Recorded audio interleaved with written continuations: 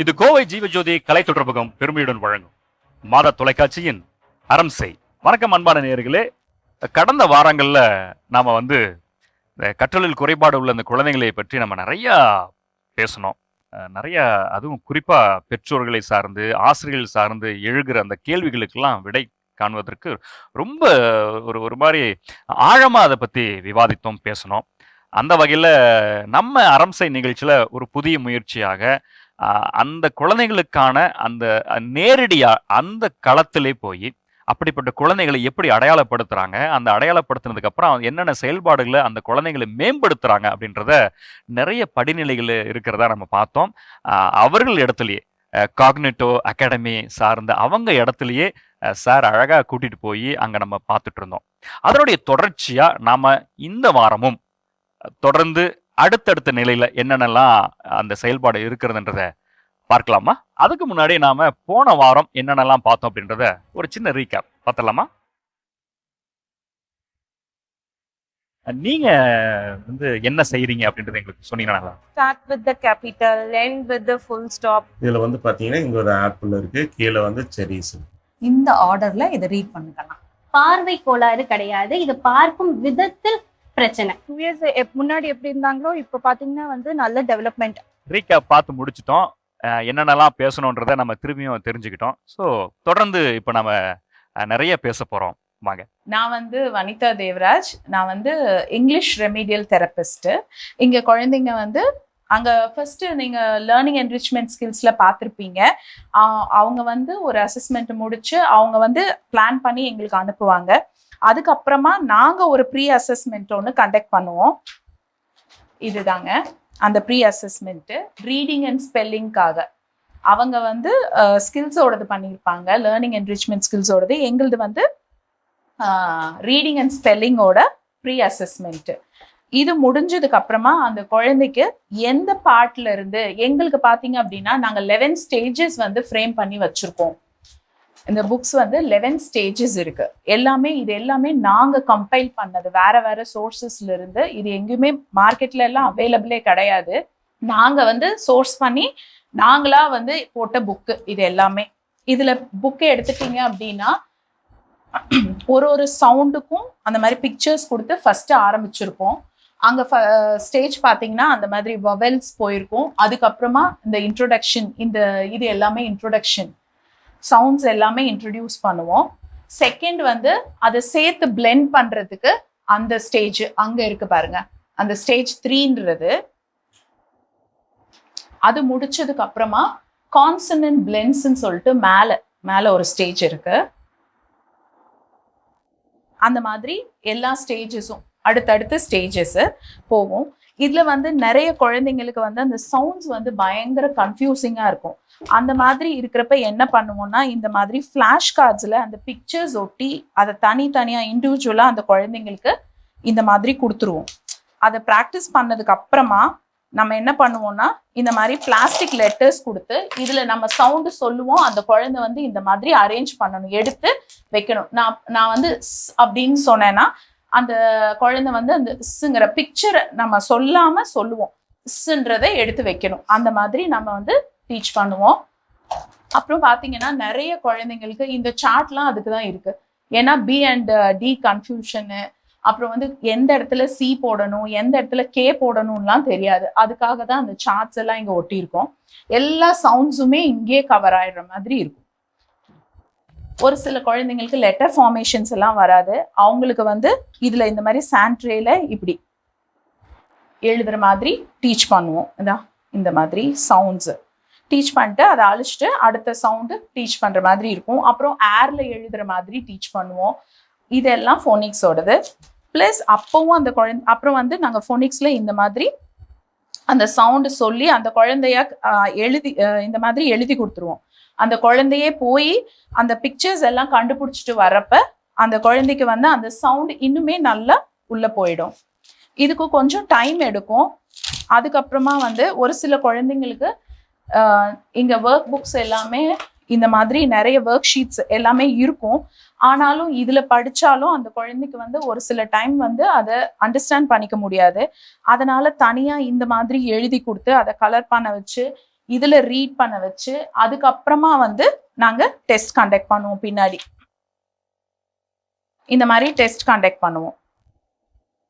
இந்த மாதிரி individual sounds, single இது 3 லெட்டர் பிளெண்டிங்கு இந்த மாதிரி வந்தது. கடைசியில வர்றப்ப இந்த மாதிரி வரும் உங்களுக்கு. இந்த மாதிரி வேற வேற ஃப்ரேசஸ், சென்டென்சஸ், ஸ்டோரிஸ் இந்த மாதிரி வந்துடும். ஸோ இதைய அந்த குழந்தை வந்து ரீட் பண்ணும். நிறைய ஸ்டோரிஸு இதெல்லாம் வந்து இந்த ஸ்டேஜஸ் எல்லாம் முடிக்கிறப்ப ஃபைனல் ஸ்டேஜ் வந்து எக்ஸப்ஷனல் சவுண்ட்ஸ்ன்னு சொல்லுவோம். இந்த எந்த ரூல்லையும் வராததை அந்த குழந்தை வந்து படிக்கணும். அந்த மாதிரி அதுக்கு வந்து நிறைய ஸ்டோரிஸ் அதுக்காக நாங்கள் செலக்ட் பண்ணி எல்லாத்துல இருந்தும் செலக்ட் பண்ணி இந்த மாதிரி போட்டு வச்சோம். இவ்வளோ நேரம் நீங்க பார்த்தது வந்து சவுண்டு மூலமா இங்கிலீஷை நம்ம எப்படி கத்துக்கிறோம் அப்படின்னு சொல்லிட்டு சின்ன சின்ன வேர்ட்ஸ் ஆரம்பிச்சு சென்டென்ஸ் ஃப்ரேஸா நம்ம படிச்சோம். இப்போ வந்து செகண்ட் வந்து நம்ம வந்து சைட் வேர்ட்ஸ்ன்னு சொல்லுவோம். அது எப்படி அப்படின்னா சவுண்ட் அப்ளை பண்ணாம நம்ம வந்து அந்த லெட்டர்ஸை நம்ம சொல்ல வைப்போம். அந்த லெட்டர்ஸ் மூலமா தான் நம்ம வந்து அந்த வேர்டை ஃபார்ம் பண்ணி அந்த மெமரியில கொண்டு போய் அந்த வேர்ட்ஸை இது பண்ணுவோம். சவுண்டே அப்ளை பண்ணாம நம்ம ஒர்க் பண்ண வைப்போம். பாத்தீங்கன்னா இந்த மாதிரி தனியா கொடுத்து இதுக்கு கலர் பண்ணி அந்த வேர்ட்ஸை அவங்க கத்துக்கணும். இதுல பாத்தீங்க அப்படின்னா அரௌண்ட் 1100 வேர்ட்ஸ் இருக்கு. ஃபோனிக்ஸ் மாதிரியே தான் இதுவும் வந்து 11 ஸ்டேஜஸ் இருக்கு. ஃபோனிக்ஸும் சைட் வேர்ட்ஸும் சைமல்டேனியஸா அந்த குழந்தைக்கு போறப்ப அந்த குழந்தையோட வொக்காபுலரி வந்து ரொம்ப ரிச்சா இருக்கும். அந்த குழந்தை இந்த மாதிரி கலர் அடிச்சு கத்துக்க முடியல அப்படின்றப்ப என்ன பண்ணுவோம் அப்படின்னா பிளாஸ்டிக் லெட்டர்ஸ் மூலமா இப்போ இந்த மாதிரி எடுத்து வச்சு அந்த லெட்டர்ஸ் நிறைய நாங்க மிக்ஸ் பண்ணி கொடுத்துருவோம். அதுல இருந்து அந்த குழந்தை தொலாவி அந்த லெட்டர்ஸை எடுத்து வச்சு இது பண்ற மாதிரி வைக்கணும். அந்த மாதிரி வச்சு நம்ம வந்து டீச் பண்ணுவோம். அதுவும் முடியல, அதுக்கும் ஸ்ட்ரகிள் பண்ணுது அந்த குழந்தை அப்படின்னா நம்ம திரும்ப அந்த ஃபோனிக்ஸ்ல யூஸ் பண்ணோம் இல்லைங்களா, அதே மெத்தட் தான். சாண்ட் ட்ரே ஒன்று கொடுத்து அதுல வந்து அந்த குழந்தைய எழுத வச்சிருவோம். ஆட் அப்படின்னு சொல்லி எழுத வைப்போம். ஒரு 5 டைம்ஸ் இது பண்ணுவாங்க. இது முடிச்சுட்டு இதுக்கும் வரல அப்படிங்கிறப்ப நம்ம என்ன பண்ணுவோம்னா ஏர் ரைட்டிங், அதாவது கண்ணை மூடிட்டு இப்படி எழுது, காத்துல எழுது கண்ணு அப்படின்னு சொல்லுவோம். அப்ப அது வந்து அந்த குழந்தை வந்து காத்துல எழுதுவாங்க. அப்ப அந்த மெத்தட்ல மேக்சிமம் வந்து அந்த குழந்தை அதை அண்டர்ஸ்டாண்ட் பண்ணிக்கும். இதுக்கு நம்ம என்ன பண்ணுவோம்னா இது முடிச்சுங்க அங்க அந்த வால் இருக்கு, அந்த வால்ல கூப்பிட்டுட்டு போய் அந்த குழந்தைக்கு காட்டுவோம். எந்தெந்த வேர்ட்லாம் உனக்கு தெரியுது கண்ணு, இதெல்லாம் படிச்சு காட்டு அப்படின்னு சொல்லிட்டு. ஸோ அந்த குழந்தை வந்து அந்த பிக்சர் ஐடென்டிஃபை பண்ணி அந்த வேர்டை வந்து ரீட் பண்ணுவாங்க. ஸோ இப்போ நான் சொன்ன இந்த ஸ்டேஜஸோட பார்த்தீங்க அப்படின்னா ரீடிங் அண்ட் ஸ்பெல்லிங் அப்படிங்கிற பேக்கேஜ் கம்ப்ளீட் ஆயிரும். இந்த ஸ்டேஜ் கம்ப்ளீட் ஆனப்புறம் நம்ம வந்து ஃபைனல் அசஸ்மெண்ட்டுக்காக சார் கிட்ட ஃபர்ஸ்டே அசஸ்மெண்ட் முடிச்சு எங்களுக்கு வந்தாங்க இல்லைங்களா, ப்ரீ அசஸ்மெண்ட் எல்லாம் போச்சு. ஸோ இதெல்லாம் முடிச்சு ஃபைனலாக வந்து நாங்கள் போஸ்ட் அசஸ்மெண்ட்னு ஒன்று வைப்போம். அதாவது எல்லா பேக்கேஜ் முடிஞ்சதுக்கு அப்புறமா ஃபர்ஸ்ட் அந்த குழந்தையோட ரீடிங் அண்ட் ஸ்பெல்லிங் ஏஜ் எப்படி இருக்கு, கடைசியில் இந்த பேக்கேஜ் எல்லாம் முடிஞ்சதுக்கு அப்புறமா வந்து பாத்தீங்க அப்படின்னா எந்த மாதிரி இருக்கு அப்படிங்கறத வந்து நாங்க ப்ரூஃப் எவிடன்ஸோட நாங்க வந்து ப்ரூவ் பண்ணியிருக்கோம். நிறைய சக்சஸ் ஸ்டோரிஸ் எங்களுக்கு இந்த மாதிரி இருக்கு. எங்களோட குழந்தைங்க அந்தந்த ஏஜுக்கு வந்து பாத்தீங்க அப்படின்னா நிறைய பிளேசஸ்ல ஒரு சில குழந்தைங்க எம்ப்ளாய்டா இருக்காங்க, ஒரு சில குழந்தைங்க மேல ஹையர் ஸ்டடீஸ் பண்ணிட்டு இருக்காங்க. இங்க இருந்து ஒரு 8th வரைக்கும் முடிச்சுட்டு 9th 10th வெளியே போற குழந்தைங்களும் இருக்காங்க. ஸோ இந்த பேக்கேஜ் கம்ப்ளீட் ஆகுறப்ப அந்த குழந்தை வந்து நார்மலா மற்ற குழந்தைங்களோட லேர்ன் பண்ற அளவு ரெடி ஆயிடுவாங்க. ஸோ இப்போ நம்ம இங்க தெரப்பி எல்லாம் முடிச்சு சார் கிட்ட அசஸ்மெண்ட் அனுப்பி நம்ம அந்த இதை பார்த்துடுறோம்.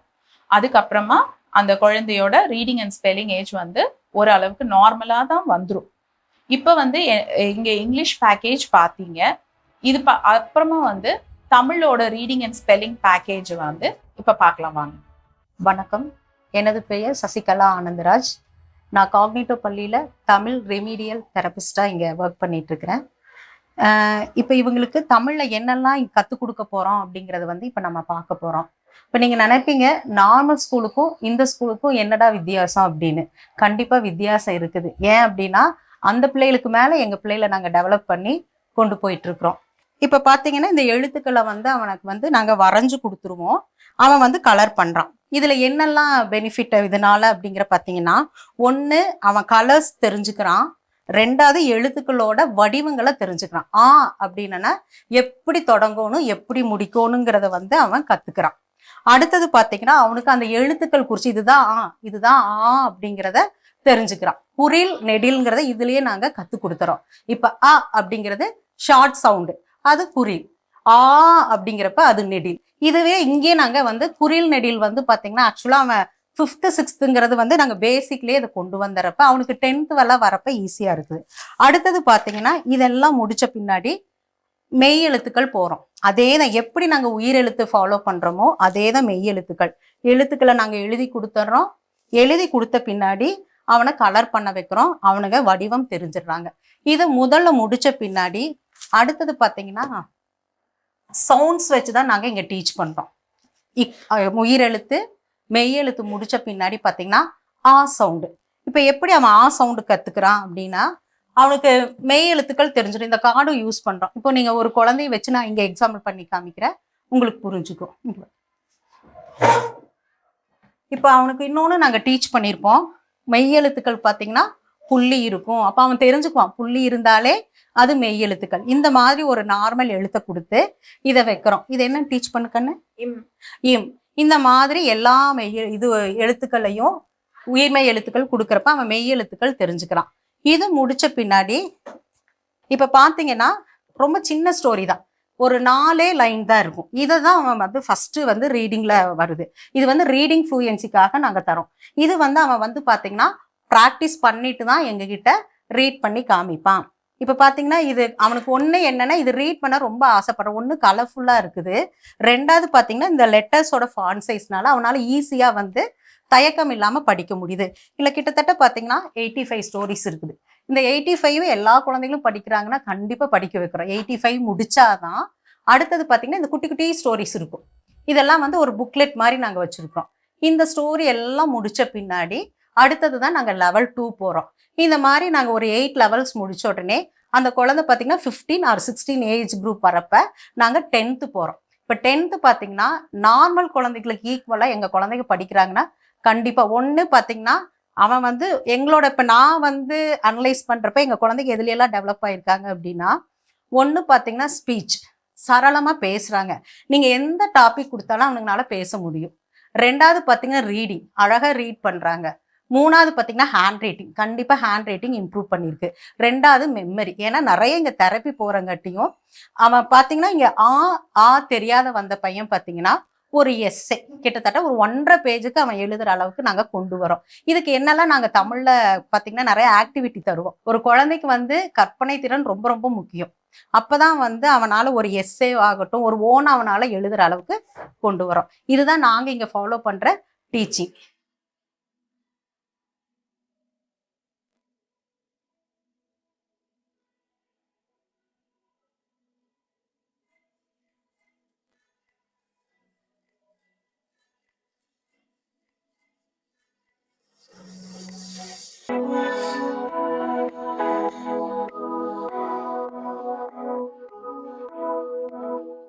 என் பேர் ஆர்கே மிதுன். விண்டுமில் ப்ராஜெக்ட் பண்ணிட்டு சொல்லியிருந்தாங்க. இப்போ எக்ஸ்பிளைன் கரண்ட்டில் இந்த கரண்ட் எப்படி இருக்குன்னா விண்டுமில்லேருந்து எடுக்கிறது. இப்போ இப்போ இப்போ செஞ்சு காமி.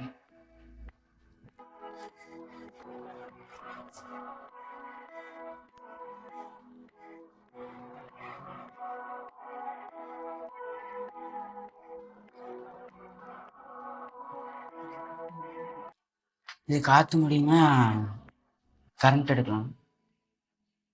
என் பேர் சைமன்.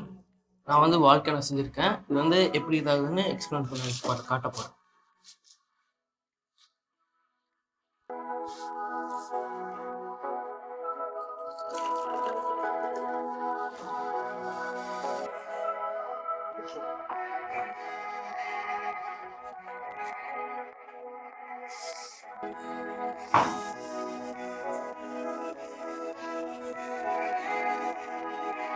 இது வந்து வாட்டரில் வினிகருக்கு அப்புறம் ஈனோ பவுடர் போட்டேன். அப்படியே அது பொங்கி வந்துடுச்சு. இப்போ எல்லாமே தெரப்பிக்கு தான் ஃபஸ்ட்டு உள்ளே வருவாங்க. ஆக்சுவலாக தெரப்பி மட்டுமே போக முடியாது நம்ம. ஸோ அவங்களுக்கு நாங்கள் மேக்ஸும் இன்க்ளூட் பண்ணுவோம். ஸோ அவங்க வெளியே போகிறப்போ மேக்ஸும் இருக்கணுங்கிறக்கோசம். ஸோ இந்த குழந்தைங்களுக்கு மேக்ஸ் அவ்வளோ டிஃபிகல்ட்டி இருக்காது. ஸோ அதனால இவங்களுக்கு நாங்கள் எனி ஸ்டாண்டர்ட் உள்ளே வந்தாலும், எதர் 7th ஸ்டாண்டர்ட் ஒரு 8th ஸ்டாண்டர்ட் 9th ஸ்டாண்டர்ட் யார் வந்தாலும் நாங்கள் பேசிக்ஸ்லேருந்து தான் மேக்ஸ் போவோம். ஸோ அந்த குழந்தைங்க உள்ளே வரும்போதே அவங்களுக்கு நம்பர்ஸ் நேம்ஸ் தெரியாது, numbers weeks of the days எதுவுமே தெரியாது. So will start from the basic தான் நாங்கள் பண்ணுவோம். ஸோ பேசிக் ஸ்டார்ட் பண்ணுறப்போ அந்த குழந்தைங்களுக்கு வந்து மேக்ஸ் இன்ட்ரெஸ்ட்டு கொண்டு வரணுங்கிறதுக்காக நிறைய ஆக்டிவிட்டி பேஸில் தான் நாங்கள் மேக்ஸ் கொண்டு போவோம். ஸோ இந்த மாதிரி நிறைய ஆக்டிவிட்டி பேஸ் இந்த சென்ஸ் இந்த மாதிரி கீ மெத்தட்ஸ் இருக்கும், ஃபன் மேக்ஸ்ன்னு சொல்லுவோம் அதை. அப்புறம் நிறைய ஆல்பம்ஸ் பண்ணுவாங்க. இந்த மாதிரி சின்ன சின்ன ஆல்பம்ஸ் பண்ணுறதுனால அவங்களுக்கு கொஞ்சம் க்ரியேட்டிவிட்டியும் உண்டாகும், அவங்களுக்கு கொஞ்சம் இன்ட்ரெஸ்ட்டும் வரும். ஸோ இந்த மாதிரிலாம் பண்ண வைப்போம். ஸோ வில் யூஸ் தட் பிகாலா போர்ட்ஸ்ன்னு சொல்லி ஒரு போர்ட்ஸ் யூஸ் பண்ணுவோம். இதை வந்து அந்த ஃபன் மேக்ஸாக யூஸ் பண்ணுவாங்க குழந்தைங்க.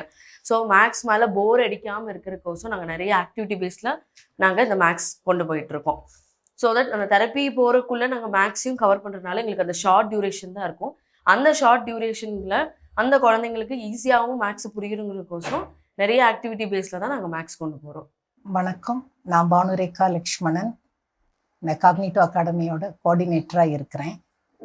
இங்கே உள்ளே வர்ற ஒவ்வொரு ஸ்டூடெண்ட்டும் சாரோட ரூம்லேருந்து வெளியில் வர்றப்ப ரொம்ப கவலையாக வருவாங்க. தன்னை சார் வந்து ஒரு டிஸ்லெக்சிக் ஸ்டூடெண்ட்டு, கற்றல் குறைபாடு உள்ள குழந்தைன்னு சொல்லிட்டாங்கன்னு சொல்லி ரொம்ப கவலையாக தான் என் முன்னாடி வந்து உட்காருவாங்க அட்மிஷனுக்கு. அப்போ நான் எவ்வளவோ தைரியம் சொல்லி, நிச்சயமாக உன்னாலையும் முடியும்ப்பா, இங்கே ஒரு 2 வருஷம் நீ உன்னோட ரெகுலர் ஸ்கூலை ஸ்கிப் பண்ணிட்டு வந்து எங்ககிட்ட இருந்தீங்கன்னா நிச்சயமாக மற்ற குழந்தைங்களுக்கு ஈக்குவலாக உங்களாலையும் ரீட் பண்ண முடியும், ஸ்பெல் பண்ண முடியும். திரும்ப நீங்கள் போய் நீங்கள் எந்த ஸ்கூல்லேருந்து வந்தீங்களோ அதே ஸ்கூலில் ரிட்டர்ன் போய் நீங்கள் திரும்ப உங்களுடைய பழைய நண்பர்களோடு சேர்ந்து அதே பள்ளியில் கண்டினியூ பண்ணலாம் அப்படின்னு நாங்கள் ஒரு தைரியத்தை கொடுத்து தான் இங்கே அட்மிஷன் உள்ளே கொண்டு வருவோம். அப்படி வந்த ஒரு குழந்தை தான் இந்த அருண்ங்கிற ஒரு குழந்தை. இவன் ஃபஸ்ட்டு நாள் என்கிட்ட வந்து உட்கார்ந்தப்போ ரொம்ப கவலையாக இருந்தான். என்னை வந்து இப்படி சொல்லிட்டாரு சாரு அப்படின்னு சொல்லி ரொம்ப கவலையாக இருந்தான். அப்போ நான் நல்ல தைரியம் சொன்னேன், பார்த்துக்கலாம் கண்ணா அப்படின்னு சொல்லி. கிட்டத்தட்ட ஒரு 7th ஸ்டாண்டர்ட் 8th ஸ்டாண்டர்டில் வந்தான். அப்போ நாங்கள் உள்ளே வந்தப்போ அவனுக்கு நாங்கள் பண்ண அசஸ்மெண்ட் பார்த்தீங்கன்னா, இது சாரோட ரிப்போர்ட்டு. அவரோட ரீடிங், ஸ்பெல்லிங், ஏஜ் எல்லாம் வெறும் யூகேஜி லெவலில் இருந்திருக்கும். எங்களோட அசஸ்மெண்ட்டில் பார்த்தீங்கன்னா அவங்களுக்கு அல்ஃபபெட்ஸ் கூட தெரிஞ்சிருக்காது. அவங்களுக்கு வந்து அல்ஃபபெட்ஸ் கூட தெரியாமல் வந்த ஒரு குழந்தை. இங்கிலீஷில் அல்ஃபபெட்ஸ் கூட இப்போ தெரியாது. 3 லெட்டர் வேர்ட்ஸை எந்த வேர்டையுமே அவங்களால ரீட் பண்ணவும் முடியல, கரெக்டாக ஸ்பெல் பண்ணவும் முடியல. இதுதான் அவன் எங்ககிட்ட உள்ளே வந்தப்போ இருக்கிற எங்களோட கன்க்ளூஷன் ரிப்போர்ட். இப்போ இவர் வந்து நாங்கள் இப்போ தெரப்பி கம்ப்ளீட்டாக முடித்து இந்த வருஷம் நாங்கள் ரொம்ப சந்தோஷமாக இப்போ வெளியில் அனுப்புகிறோம். என்ன காரணம் அப்படின்னா, இன்னைக்கு இவருக்கு இருக்கிற ஸ்டேஜை நீங்களே பார்க்கலாம். இங்கே இப்போ ரீட் பண்ணி பார்க்கலாம். Election of president. Every 4 years, the American people vote for a person they want to be president. Their vote take place on first Tuesday in November. That is called election day. In order to vote, we must be American citizen. You also must be at least 18 years old. People who are running for president are called candidates. இந்த குழந்தை மாதிரியே தான் நாங்கள் கடந்து வந்த இந்த 11 வருஷத்தில் நிறைய குழந்தைகள் எங்ககிட்ட சக்ஸஸ்ஃபுல்லாக ரீடிங் ஸ்பெல்லிங்கை முடிச்சுட்டு திரும்பவும் போய் அவங்களுடைய நார்மல் லைஃப்பை வந்து லீட் பண்ணியிருக்கிறாங்க அவங்களுடைய பழைய ஸ்கூல்லையே. நான் இதிலிருந்து சொல்ல வர்றது என்னன்னா, பெற்றோர்களுக்கு நான் மெயினாக சொல்ல வர்றது என்னன்னா, தயவு செய்து நீங்கள் உங்கள் ரெகுலர் ஸ்கூலில் 2 வருஷம் அந்த குழந்தைக்கு வீணாகுதுங்கிறத பெருசாக நினைக்காம எங்ககிட்ட கொண்டு வந்து விட்டீங்கன்னா கண்டிப்பாக அவங்கள வந்து நாங்கள் இந்த குழந்தை மாதிரியே சரி பண்ணி உங்கள் குழந்தையும் சரி பண்ணி நிச்சயமாக சாரோட ரிப்போர்ட் திரும்பவும் உங்களுக்கு போஸ்ட் அசஸ்மெண்ட் ரிப்போர்ட்டில் அந்த குழந்தைக்கு ஏஜுக்குரிய ரீடிங் ஸ்பெல்லிங்கை கொண்டு வந்துட்டு தான் இங்கேருந்து வெளியில் அனுப்புவோங்கிறத உறுதியாக சொல்லிக்கிறோம். நீங்கள் தைரியமாக உங்கள் குழந்தைங்களை எங்ககிட்ட அனுப்புங்க. ரெகுலர் ஸ்கூலில் கிடைக்காத நிறைய விஷயங்கள் எங்கள் பள்ளியில் மூலமாக உங்கள் குழந்தைங்களுக்கு கிடைக்கும். இங்கே வந்து ஒரு ஆக்டிவிட்டி பேஸ்டு டீச்சிங்கில் அவங்க கற்றுக்கிறதுனால எந்த மன அழுத்தமும் இல்லாமல் ரொம்ப சந்தோஷமாக இருப்பாங்க உங்கள் குழந்தைங்க. அதனால் எல்லா பெற்றோர்களும் என்னை புரிஞ்சுக்கிட்டு உங்கள் குழந்தைங்கள எங்கள் அகாடமின்னு இல்லை, இது மாதிரி உலகம் முழுக்க எங்கே இந்த மாதிரி சிறப்பு பள்ளிகள் இருந்தாலும் தயங்காமல் கொண்டு போய் உங்கள் குழந்தைங்கள அங்கே ஒரு 2 வருஷம் விட்டு உங்கள் குழந்தைங்கள சரி பண்ணிக்க பாருங்க. வணக்கம் சார். இப்போ இது வரைக்கும் பார்த்தீங்களே எங்களுடைய ரெமில் டீச்சிங்கில் ஒவ்வொரு ரூமாக போய் பார்த்தீங்க, ஒவ்வொரு டீச்சருக்கும் எத்தனை குழந்தைகளை வச்சு பார்த்தீங்க, எங்களுடைய இண்டிவிஜுவலைஸ்ட் எஜுகேஷனல் ப்ரோக்ராம். ஸோ அது வந்து சாதாரணமாக நம்ம ரெகுலர் ஸ்கூலில் வச்சு டீச் பண்ண முடியாத குழந்தைங்கள தான் இங்கே வச்சு நம்ம கண்டிப்பாக சார். ரியலி இப்போ நம்ம பார்த்த வரைக்குமே வந்து இது ஒரு பெரிய எக்ஸ்பீரியன்ஸ் தான் நான் நினைக்கிறேன். உண்மையிலே ஒவ்வொருத்தருமே அவங்களுடைய பார்ட் வந்து எவ்வளோ அழகாக அதை வந்து பண்ணியிருக்காங்கன்றது பார்க்கும்பொழுது இதன் வழியாக இந்த நேயர்களுக்கு இது ஒரு பெரிய ஐ ஓப்பனராக இருக்கும். அப்பா இது வந்து ஒரு பெரிய என்னமோ ஒரு மனநோய் உள்ள குழந்தை, இது ஒரு மனநல காப்பத்துக்குள்ள அனுப்புகிற மாதிரி அப்படிலாம் ஒரு மைண்ட் செட்டில் அழகா இருக்கு. டெக்கரேட்டிவா எவ்வளோ இன்ஃபர்மேட்டிவா இல்லை இந்த குழந்தைங்க உள்ள வந்தாலே எனக்கு தெரிஞ்சு பேசாம நார்மலா இருக்கிற குழந்தை எல்லாத்தையுமே கொண்டு போய் உங்க ஸ்கூல்ல விட்டுலாம் போல் இருக்குது. இது தட் மீன்ஸ் இந்த செட்டப்ல நான் விடும்பொழுது அந்த குழந்தைங்க நிறைய லேர்ன் பண்ணிக்க முடியும் நினைக்கிறேன். என்ன டாக்டர்? ஆமா, கண்டிப்பா. அந்த நம்ம அந்த எல்டி டிஸ்லெக்ஸி அப்படின்னு சொல்லி நம்ம ரொம்ப பயப்படுறோம். பட் நம்ம டெக்னிக்கலா நம்ம என்ன புரிஞ்சுக்கணும்னா, ஒரு பிரெயின்ல 3 ஏரியா இருக்கு. ஒரு ஏரியாங்கிறது ஆர்டிகுலேஷன், அது நம்ம வாயில சொல்றது. ஓகேங்களா? ஸோ இந்த குழந்தைங்க பார்த்தீங்கன்னா நிறைய குழந்தைங்க நீங்க என்ன கேட்டாலும் சூப்பரா வாயில சொல்லுவாங்க. அதே நீங்க எழுத சொல்லும் போது தான் ப்ராப்ளம். ஸோ அந்த next area vernix and Broca's ஏரியான்னு சொல்லுவோம். அந்த ஏரியால பார்த்தீங்கன்னா ஜாயினிங், வேர்டு ஜாயின் பண்ணி ஒரு வேர்டு ஃபார்மேட், அதுக்கு அடுத்தது தான் சென்டென்ஸ் ஃபார்மேட். ஸோ இந்த 2 ஏரியாங்கிறது நிறைய குழந்தைங்களுக்கு ஒன்று மிஸ்ஸிங், இல்லைன்னா யூஸ் பண்ண தெரியாம இருக்கிறதுல தான் ப்ராப்ளம் டெக்னிக்கலி. ஸோ அவங்க இப்போ உங்களுக்கு நல்லா ரீட் பண்றவங்களுக்கு 3 ஏரியா இருக்குது, இவங்களுக்கு ஒரே ஒரு ஏரியா இருக்கு. அந்த ஒரு ஏரியால இவங்க அதை புரிஞ்சு அவங்க ரீட் பண்ணி அவங்க காம்ப்ரிஹெண்ட் பண்ணி சொல்லணும். அதுதான் ப்ராப்ளம். அந்த இஷ்யூவை நம்ம அண்டர்ஸ்டாண்ட் பண்ணிக்கிட்டோம் as a parent and teacher. பாவம் இந்த குழந்தை அப்படின்னு ஃபர்ஸ்ட் நம்ம அண்டர்ஸ்டாண்ட் பண்ணிக்கணும். குழந்தை வேணும்னு பண்ணல, அந்த பர்டிகுலர் விஷயம் இல்லை, அதுதான் நம்ம ஃபர்ஸ்ட் புரிஞ்சுக்கணும். ஸோ நீங்க ஒரு கை இல்லை அப்படின்னு சொன்னீங்கன்னா will find some other support. அதே மாதிரி தான். பட் இது பிரெயினுக்குள்ள இருக்கிறனால நமக்கு தெரிய மாட்டேங்குது. ஸோ அந்த கிட்டுக்கு அந்த ஒரு ஏரியா வச்சு அந்த ஆர்டிகுலேஷன் வச்சு தான் ஹேண்டில் பண்ணுது. அப்படின்னா பேசுறதுல சூப்பரா பண்ணிடுது. இந்த 2 ஏரியாவை நம்ம எப்படி சப்போர்ட் பண்றதுங்கிறது இவங்களோட டீம். அவ்வளோ எஃபர்ட் வேணும். ஸோ ஏதோ ஒரு 1 இயர் கேப் இருக்குது. இப்போ 7th ஸ்டாண்டர்ட் படிக்கிற குழந்தை 6th ஸ்டாண்டர்ட் கேப் இருக்குதுன்னா அவங்க சொல்ற மாதிரி ஸ்கூல் செட்டப்ல அவங்க பண்ணிக்கலாம். இல்ல 2 கிரேட் மேல, ஸோ ஒரு 7th ஸ்டாண்டர்ட் கிட்ங்கிறது ஒரு 4th ஸ்டாண்டர்டோ 3rd ஸ்டாண்டர்டோ 2nd ஸ்டாண்டர்ட் அந்த 2 கிரேட்ஸுக்கு மேல லெவல் அப்படி இருக்கும் போது ஒரு ரெகுலர் ஸ்கூலுக்கு போயிட்டு அவங்கனால ஈவினிங் எக்ஸ்ட்ரா கிளாஸ் எடுத்தாலும் பத்தாது. அந்த மாதிரி கிட்ஸுக்கு ஒரு full time remedial, that is இவங்க மாதிரி அகாடமியில full time morning to evening. அப்ப என்ன பண்ணுவாங்கன்னு அவங்க சொல்ற மாதிரி 30 மாசம் கம்ப்ளீட்டா ஹேண்டில் பண்றதுக்கு.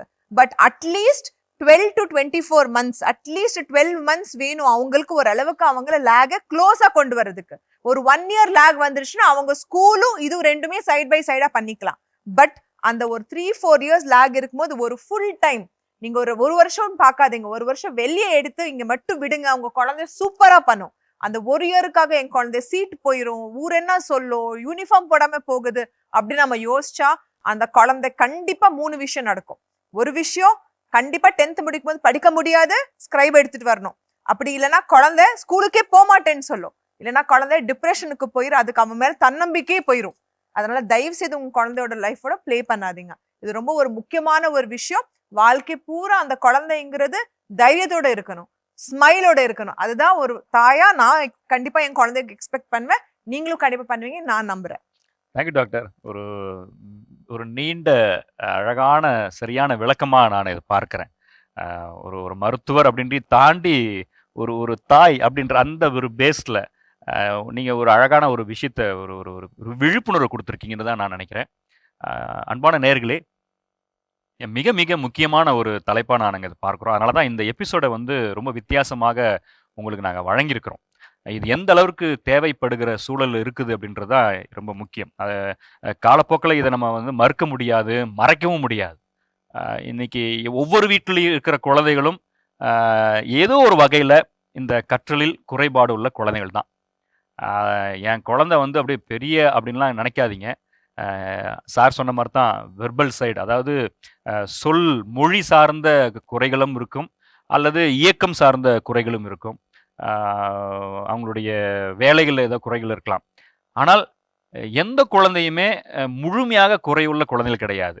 எப்பன்னா மேடம் சொன்ன மாதிரி ஆல்பர்ட் ஐன்ஸ்டைன் அவருடைய தாய் சொன்ன அந்த ஒரே ஒரு வார்த்தை, அந்த அந்த அவர் வந்து குறையா சொல்லும்போது கூட அந்த தாய் எவ்வளவு ஒரு அழகான ஒரு தன்னம்பிக்கை கொடுத்து இன்னைக்கு உலகம் இன்றைக்கும் நினைத்து பார்க்கிற ஒரு மாபெரும் அறிவியல் ஒரு ஞானியாக அவரை நம்ம வந்து பார்த்துட்டு இருக்கோம். அது மாதிரி தான் உங்கள் குழந்தைகளும் அப்படிப்பட்ட குழந்தைகள் தான். அவங்க ஞானிகள், ஒரு பெரிய விஷயத்தை செய்யக்கூடிய ஒரு பெரிய பலம் வாய்ந்தவர்கள். அதற்கு ரொம்ப முக்கியமான விஷயம் நீங்க கொடுக்குற அந்த சப்போர்ட் தான். என் குழந்தை மற்ற குழந்தைகள் மாதிரி இல்லை அப்படின்ற நிலையெல்லாம் மாறி, என் குழந்தைகிட்ட ஒரு விஷயம் இருக்குது, கொஞ்சம் குறைவா இருக்குது, அதுக்கு இது போன்ற வாய்ப்புகள்லாம் இருக்கு, நம் சமூகத்தில் இப்படியான ஒரு கட்டமைப்பு இருக்குது, ஒரு இடம் இருக்கு, இந்த மாதிரி இடம் இருக்குது, இப்படியான ஒரு தனி ஆசிரியர்கள் இருக்கிறாங்க அப்படின்றத நீங்க முதல்ல புரிஞ்சுக்கணும் அப்படின்றதுக்காக தான் இந்த நிகழ்ச்சி. எனவே இந்த நிகழ்ச்சி நிச்சயமா உங்களுக்கு பயனுள்ளதாக இருந்திருக்கும் என்று நம்புகிறோம். இது போன்ற ஒரு நல்ல தலைப்போடு உங்களை நாங்கள் சந்திக்கிறோம். அதுவரை உங்களிடமிருந்து நாங்கள் விடைபெறுகிறோம். இது கோவை ஜீவஜோதி கலை தொடர்பகம் பெருமையுடன் வழங்கும் மாதா தொலைக்காட்சியின் அறம் செய். மீண்டும் அடுத்த வாரம் சந்திப்போம். நன்றி, வணக்கம்.